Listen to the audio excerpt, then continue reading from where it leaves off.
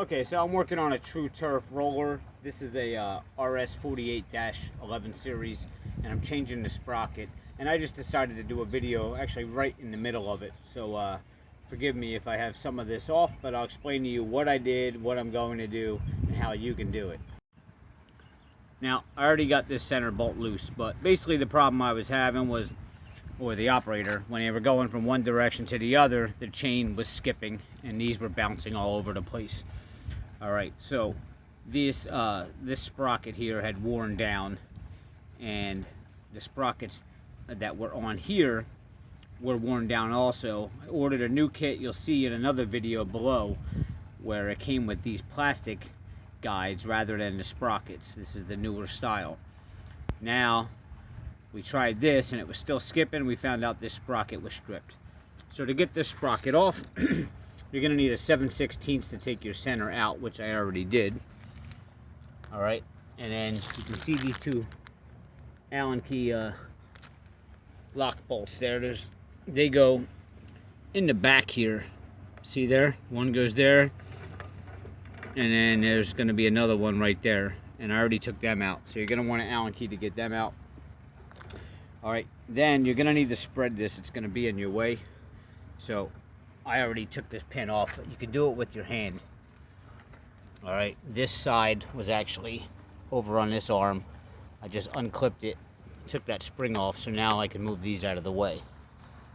All right, now your chain, mine was stripped enough where I was actually able to just pull it off and let it drop down there.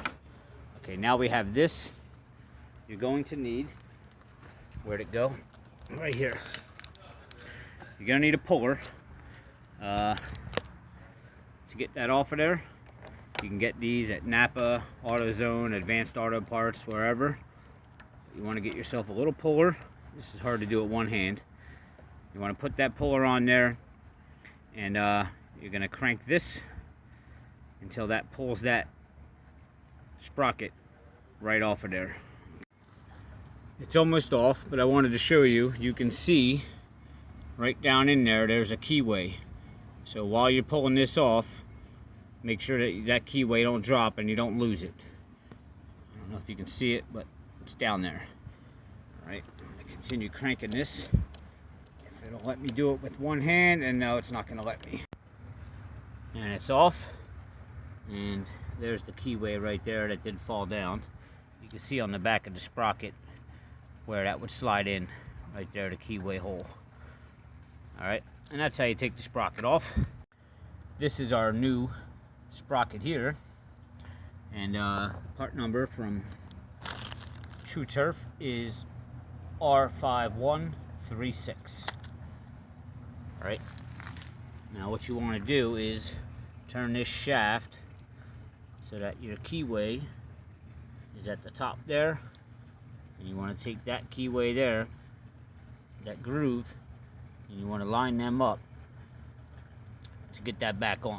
So when you put the sprocket back on, which I did, put the chain around the sprocket first and then proceed to bang it on, because if you put that sprocket on first, you're not going to be able to get this chain back around it.